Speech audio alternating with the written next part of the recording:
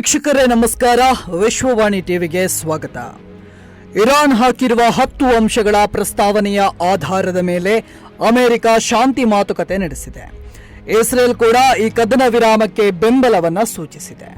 ಆ ಮೂಲಕ 40 ದಿನಗಳ ಕಾಲ ಪಶ್ಚಿಮ ಏಷ್ಯಾವನ್ನ ಆತಂಕಕ್ಕೆ ತಳ್ಳಿದ ಜಾಗತಿಕ ಅರ್ಥವ್ಯವಸ್ಥೆಯನ್ನು ಕುಸಿಯುವಂತೆ ಮಾಡಿದ ಯುದ್ಧಕ್ಕೆ ಇದೀಗ ತೆರೆಬಿದ್ದಿದೆ.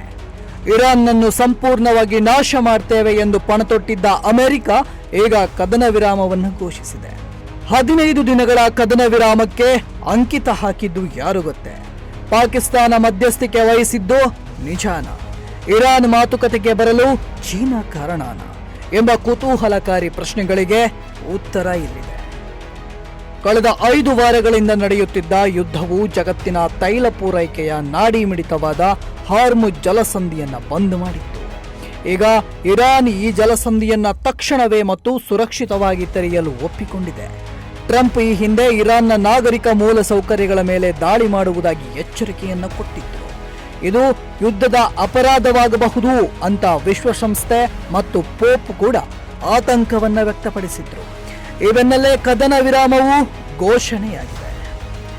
ಈ ಕದನ ವಿರಾಮ ಘೋಷಣೆಯಾದ ಬಳಿಕ ನಡೆದಂತಹ ಬೆಳವಣಿಗೆಯನ್ನು ನಾವು ಗಮನಿಸುವುದಾದರೆ, ಪಾಕಿಸ್ತಾನದ ಪ್ರಧಾನಿ ಶೆಹಬಾಜ್ ಶರೀಫ್ ಅವರು ಅಮೆರಿಕ ಮತ್ತು ಇರಾನ್ ನಡುವಿನ ಕದನ ವಿರಾಮದ ಮಾತುಕತೆಗಳಿಗಾಗಿ ಇಸ್ಲಾಮಾಬಾದ್ಗೆ ಆಹ್ವಾನವನ್ನು ಕೊಟ್ಟಿದ್ದಾರೆ.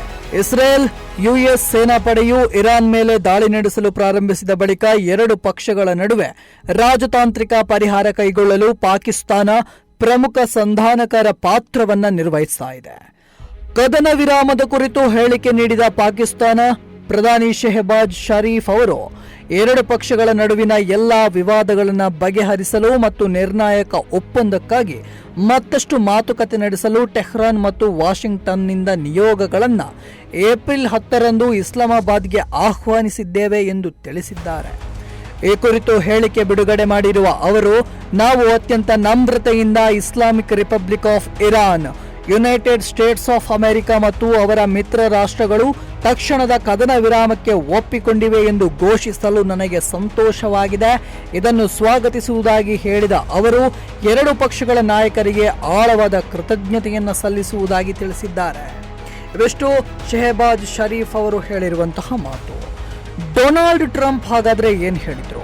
ಡೊನಾಲ್ಡ್ ಟ್ರಂಪ್ ಏನು ಹೇಳಿದ್ರು ಅಂದ್ರೆ, ಪಾಕಿಸ್ತಾನದ ಪ್ರಧಾನಿ ಶೆಹಬಾಜ್ ಶರೀಫ್ ಮತ್ತು ಫೀಲ್ಡ್ ಮಾರ್ಷಲ್ ಅಸೀಂ ಮುನೀರ್ ಅವರೊಂದಿಗೆ ನಡೆಸಿದ ಮಾತುಕತೆಯ ಆಧಾರದ ಮೇಲೆ ಈ ಕ್ರಮವನ್ನು ಕೈಗೊಳ್ಳಲಾಗಿದೆ.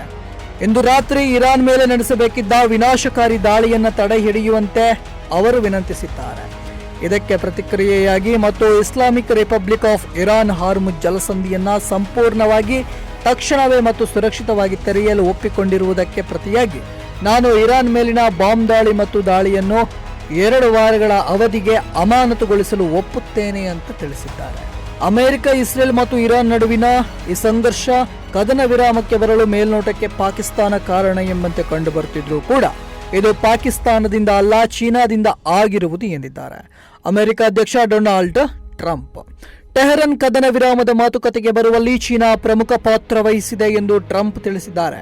ಸುದ್ದಿಗಾರರೊಂದಿಗೆ ಮಾತನಾಡಿದ ಟ್ರಂಪ್, ಅಮೆರಿಕ ಮತ್ತು ಇರಾನ್ ಕದನ ವಿರಾಮದಲ್ಲಿ ಚೀನಾ ಪ್ರಮುಖ ಪಾತ್ರ ವಹಿಸಿದೆ. ಯುದ್ಧ ಕಡಿಮೆಯಾದ ಮೇಲೆ ತಾವು ಮೇಯ ಮಧ್ಯಭಾಗದಲ್ಲಿ ಚೀನಾ ಪ್ರವಾಸ ಮಾಡುವುದಾಗಿ ಅವರು ತಿಳಿಸಿದ್ದಾರೆ. ಇರಾನ್ನ ಅತಿದೊಡ್ಡ ವ್ಯಾಪಾರ ಪಾಲುದಾರ ರಾಷ್ಟ್ರವಾಗಿರುವ ಚೀನಾವು ಅಮೆರಿಕ ಮತ್ತು ಇರಾನ್ ನಡುವಿನ 2 ವಾರಗಳ ಕದನ ವಿರಾಮ ಒಪ್ಪಂದದಲ್ಲಿ ಪ್ರಮುಖ ಪಾತ್ರವನ್ನು ವಹಿಸಿದೆ. ಕದನ ವಿರಾಮ ಮಾತುಕತೆಗೆ ಟೆಹರಾನ್ ಬರಲು ಬೀಜಿಂಗ್ ಸಹಾಯ ಮಾಡಿದೆ ಅಂತ ತಿಳಿಸಿದರು. ಬೀಜಿಂಗ್, ಪಾಕಿಸ್ತಾನ, ಟರ್ಕಿ ಮತ್ತು ಈಜಿಪ್ಟ್ ಸೇರಿದಂತೆ ಇನ್ನು ಹಲವು ರಾಷ್ಟ್ರಗಳು ಯುದ್ಧ ಕೊನೆಗೊಳಿಸಿ ಶಾಂತಿ ಮಾರ್ಗವನ್ನು ಆಯ್ದುಕೊಳ್ಳಲು ಇರಾನ್ ಮೇಲೆ ಒತ್ತಡ ಹೇರ್ತಾ ಇವೆ.